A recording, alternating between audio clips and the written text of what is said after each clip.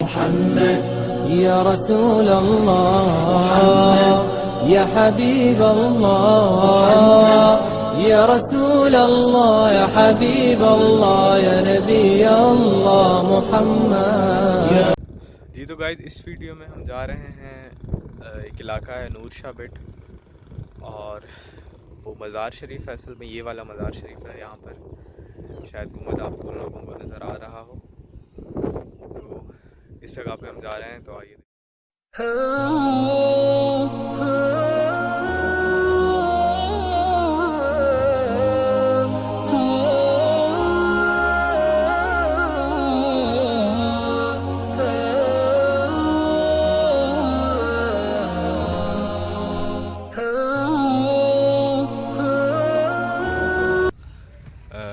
कुछ जंगल की तरह है, बल्कि जंगल ही है। बहुत घने दरख्त हैं। कुछ को हम जो है वो पार करके आए हैं, शायद आप लोगों को वीडियो में नज़र आ जाए।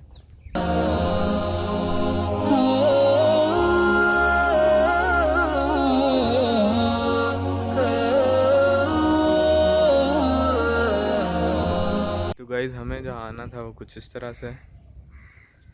यहाँ पर एक छोटी सी मज़ार शरीफ है। इलाके का नाम है नूर शाह की भिट। तो भिट जो है वो सिंधी में कहा जाता है जहाँ पर रेतीला इलाका होता है, और अक्सर लोग जहाँ पे रहते हैं उसको भिट कहा जाता है, रेतीले इलाके पर। यहाँ पर एक बड़ा कब्रिस्तान है, हज़ारों कब्रें बनी हुई हैं। ये भी इलाका सखर रोडी के करीब है, नूर शाह की भिट।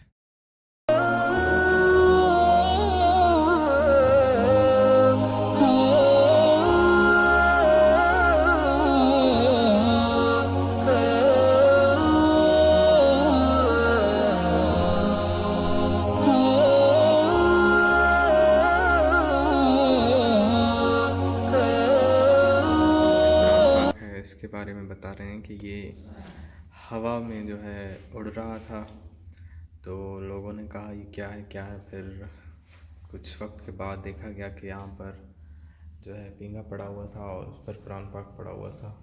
ये वाला, ये कह रहे हैं हाथ से लिखा हुआ है।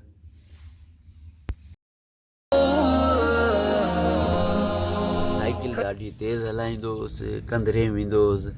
पोइ पीर अब्दू वटि मेलो जो लॻो त हीअं बना ठाहे विया हुतो। मूंखे ख़बर कान हुई। मां जीअं ई तेज़ देरि थी वई साइकिल ते वञा पियो, जीअं ई हिकु बने खां चढ़ी ॿिए ते चढ़ियो त हिकदमि हूअ गदीअ जी जेका सूंडी लोह जी उहा अची मुंहिंजे खसीअनि जे हेठां नरे में लॻी त मूंखे पेशाब महसूसु थियो। वञा त ॾिसां छड़ी रत आहे, जान सुॼंदी वई, सभु कुझु जेको पेट ताईं इहे फुलकणा थी विया।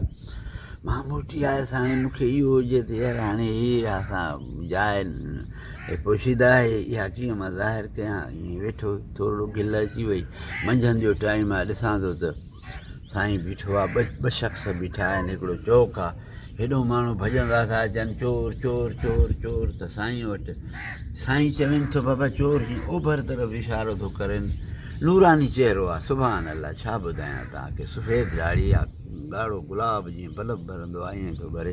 त मूंखे थो चए बाबा चोर हेॾे ओभर हुई उन्हनि माण्हुनि खे। हो जंहिंमहिल रश हटी त मां वियुसि, साईं मूंखे हीअ तकलीफ़ अची वई आहे ऐं मुंहिंजे लाइ को कयो। हाणे मां कहिड़ो डॉक्टरनि खे खुफ़िया जायूं आहिनि ॾेखारियूं, उघड़ जूं जायूं आहिनि। ईअं सुम्हियो पियोसि त मूंखे चयईं बाबा हिकिड़ो थो चवे उन्हनि मूं त कुमीअ में विझ, कुमी। ॿियो थो चए, साईं थो चवे त न बाबा न कुमी वुमी न, सुंदर ऐं सिरिया जो तेल प्योर, उहो पाण में मिलाए मथां हिनखे लेप ॾेई छॾ। दोस्त मुंहिंजो माड़े जो गोरखियो नालो, उनखे मोकिलियुमि। हुते दीवान हूंदो, कंधरनि में हिकिड़ो पसारी हूंदो, कुराड़ो चिमन नालो हुओसि।